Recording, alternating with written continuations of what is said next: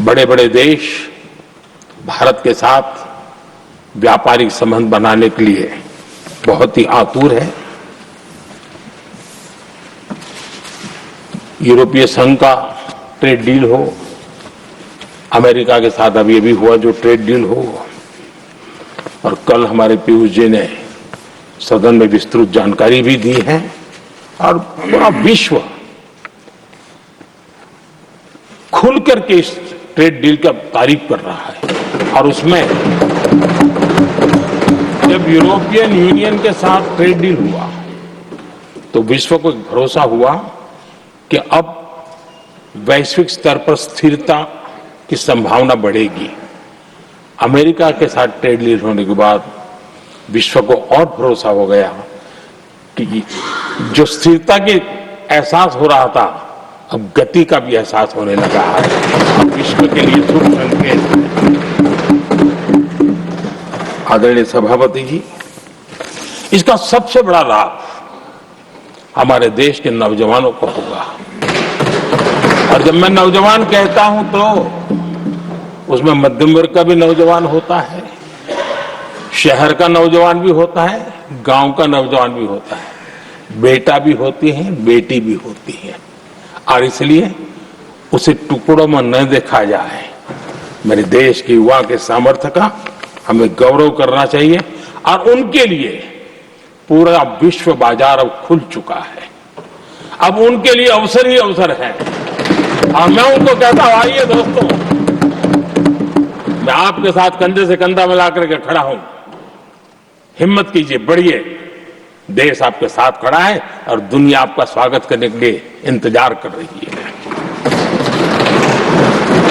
आदरणीय सभापति जी, जिस प्रकार से दुनिया में हमारे युवा प्रोफेशनल्स की मांग बढ़ रही है, इवन केयर गिवर्स की मांग बढ़ रही है, हर कोई मिलता है हमें इस प्रकार के लोग चाहिए। कुछ लोग तो अपना स्पेशल ऑफिस यहां बना रहे हैं रिक्रूट करने के लिए, योग्य टैलेंट की खोज के लिए।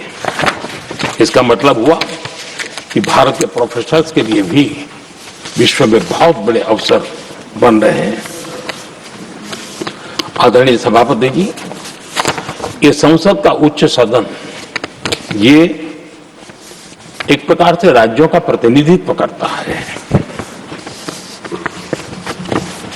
और जो चर्चा की बारीकियां मैंने देखी, मेरा मन कहता है कि थोड़ा स्तर इसका ऊपर होना चाहिए था, और वहां से तो ज्यादा होना है। वो तो कितने साल तक सरकारों में रहे हैं, वहां से जरा चर्चा का स्तर ऊंचा होना चाहिए था।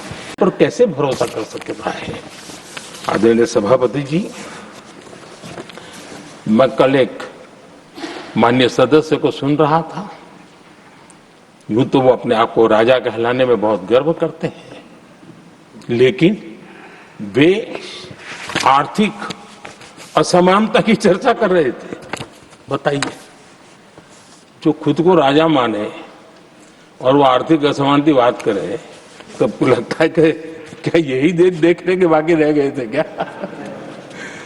आदरणीय सभापति जी, हमारे टीएमसी के साथियों ने काफी कुछ कहा। जरा खुद तो अपने गरेबा में देखें। निर्मम सरकार पतन के जितने भी पैरामीटर्स हैं, उन सब पैरामीटर्स में नए नए रिकॉर्ड बनाते जा रहे हैं, और यहां उपदेश दे रहे हैं। क्या हाल करके रखा हुआ है। ऐसी निर्मम सरकार से वहां के लोगों का भविष्य अंधकार के अंदर डूब रहा है, लेकिन उनको कोई परवाह नहीं है। सत्ता सुख के सिवाय कोई आकांक्षा नहीं, और वे यहां उपदेश देते हैं।